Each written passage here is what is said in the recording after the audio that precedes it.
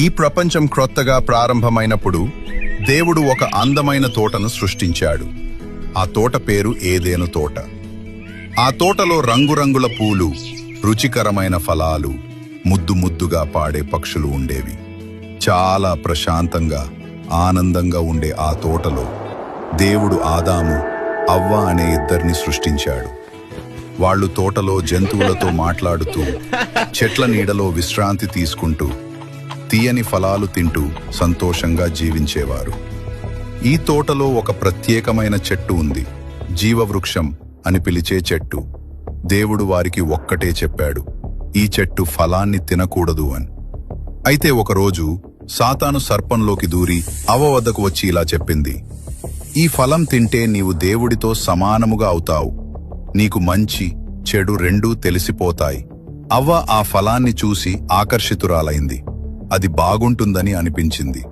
ఆమె ఆ ఫలాన్ని తిన్నది. తర్వాత అదే ఫలాన్ని ఆదాముకు ఇచ్చింది. అతను తిన్నాడు. ఫలం తిన్న వెంటనే వాళ్లకు భయం వేసింది. వాళ్ళు తప్పు చేశారని తెలుసుకున్నాడు. వాళ్లకు సిగ్గు కలిగింది. ఇప్పటి వరకు ఎప్పుడూ వారికి అలా అనిపించలేదు. దేవుడు వారిని పిలిచినప్పుడు సిగ్గుతో పొదల చాటున దాక్కున్నారు. ఆయన చెప్పిన మాటను విననందుకు దేవుడు చాలా బాధపడ్డాడు. దేవుడు వారిని కారణం అడిగినప్పుడు వారు ఒకరి మీద ఇంకొకరు నిందలు వేసుకుంటూ వచ్చారు.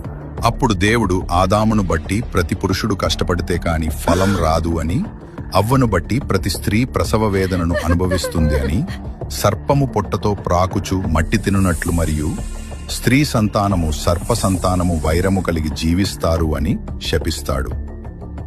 దేవుడు వారిని ఏదెను తోట నుండి బయటకు పంపించాడు. ఆదాము, అవ్వ తోటను విడిచిపెట్టి బయటకొచ్చారు. బయట ప్రపంచం చాలా కష్టంగా అనిపిస్తుంది. వాళ్ళు తినడానికి తిండి పండించుకోవాలి, ఇల్లు కట్టుకోవాలి, వాన ఎండ తట్టుకోవాలి, ఇవన్నీ నేర్చుకుంటూ జీవించాలి. జీవితం ఇక అంత సులభం కాదు. వాళ్ళు కష్టపడి జీవించాల్సి వచ్చింది. కానీ ఆ కష్టాల్లోనే వాళ్ళు ధైర్యం, ప్రేమ, విశ్వాసం నేర్చుకున్నారు. వాళ్ళు పిల్లల్ని పెంచారు, వారికి జీవితం గురించి బోధించారు, ఏదైనా తోట కథను చెప్పారు. మంచి నిర్ణయాలు తీసుకోవాలి, మన చర్యలకు ఫలితం తప్పదు అని నేర్పారు. ఈ కథ మనకి ఒక గుణపాఠము. దేవుడిచ్చిన మాటలు మన జీవితానికి మార్గదర్శకం. తప్పులు చేసిన వాటి నుంచి పాఠాలు నేర్చుకొని ముందుకు పోవాలి. ఇలాంటి మంచి కథల కోసం మన బైబిల్ కథలు ఛానల్ను సబ్స్క్రైబ్ చేయండి.